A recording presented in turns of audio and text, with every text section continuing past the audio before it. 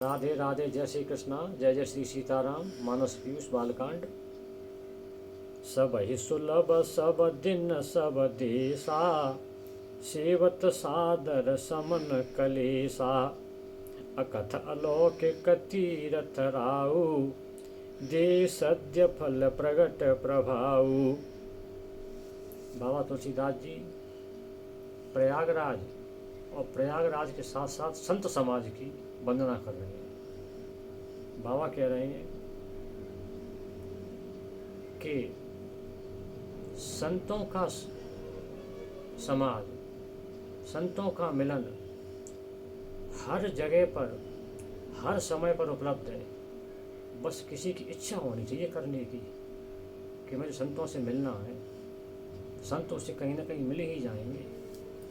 इसी प्रकार प्रयागराज सहज है, सुलभ है, थोड़ा किराया लगता है, थोड़ा समय लगता है, लेकिन आप प्रयागराज जाकर राम भक्ति रूपी गंगा जी, ब्रह्म ज्ञान रूप सरस्वती जी, कर्म रूपी यमुना जी, त्रिवेणी के दर्शन कर सकते हैं और उस बटवृक्ष के दर्शन कर सकते हैं जिस पर बाल गोपाल सोए हुए थे। श्रद्धा होनी चाहिए मन में। उससे क्या होता है कि संत समाज की और प्रयागराज की जो महिमा है वो अकथ है, अकथ्य है, उसको कोई कह नहीं सकता, असीमित है, शब्दों में उसको नहीं कह सकते, इतनी अनंत महिमा है। इसके अलावा जिस प्रकार संतों का मिलन तुरंत फल देता है, उसी प्रकार प्रयागराज भी तुरंत अपना फल देती है। संतों के पास आप जाएंगे, संतों की वाणी आप घंटे 2 घंटे सुनेंगे, आपकी बुद्धि अपने आप शुद्ध हो जाएगी। आप अपने आप भगवान चर्चा करने लगेंगे, नाम जप करने लगेंगे। इसी प्रकार प्रयागराज की महिमा है। मत्स्य पुराण में बताया है कि जिन लोगों की बुद्धि पर पाप हावी हो गया है, जिनके मन में श्रद्धा नहीं है, वो प्रयागराज जो देवताओं के द्वारा संरक्षित किया गया है, जिसको तीर्थराज बोला गया है, उनको उस प्रयागराज की प्राप्ति कदापि नहीं हो सकती। वो प्रयागराज नहीं जाएंगे। इसका उदाहरण आपने देख लिया कि जब प्रयागराज में महाकुंभ लगा तो ऐसे ऐसे VIP कि उनके लिए भीड़ भीड़ क्या करती। वो तो फ्लाइट से जाते, फ्लाइट से आ जाते, VIP घाट पर स्नान करते, सभी सुविधाएं अवेलेबल थी उनके लिए, लेकिन वो स्नान करने प्रयागराज में कुंभ में नहीं गए, बल्कि उन्होंने जब तक कुंभ चला तब तक कुंभ की आलोचना ही करते रहे, कुछ न कुछ कुंभ के खिलाफ ही बोलते रहे। क्योंकि ये मत्स्य पुराण का वचन है, मत्स्य पुराण का ये श्लोक है कि जिनके मन में पाप हावी है, जिनके मन में श्रद्धा नहीं है, वो प्रयागराज नहीं जाएंगे, बिल्कुल नहीं जाएंगे। तो वो गए ही नहीं।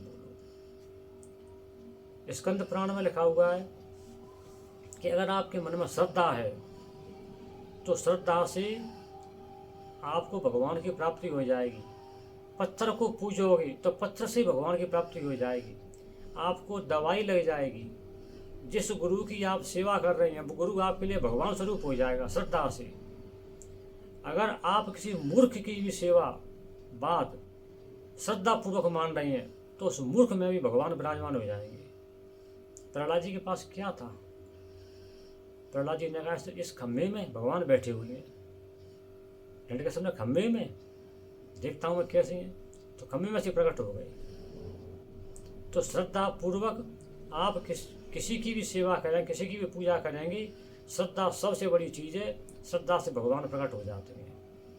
अगर आप कहीं भी गए, अयोध्या जी गए, मथुरा वृंदावन गए, गिरिराज जी गए, प्रयागराज गए, काशी गए, किसी भी तीर्थ में गए, अगर आपके मन में श्रद्धा नहीं है, आपके मन में तर्क उतर्क चल रही हैं, तो आपका जाना व्यर्थ है और आपको वहाँ का फल प्राप्त नहीं होगा।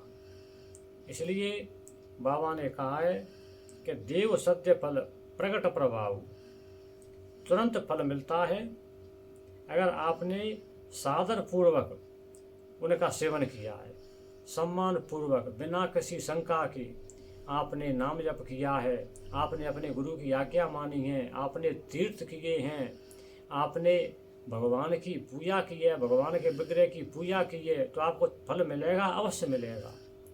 लड्डू गोपाल की अपन सेवा करते हैं, श्रद्धा से करिए कि ये भगवान है, इसमें भगवान विराजमान है, आपको फल मिलेगा।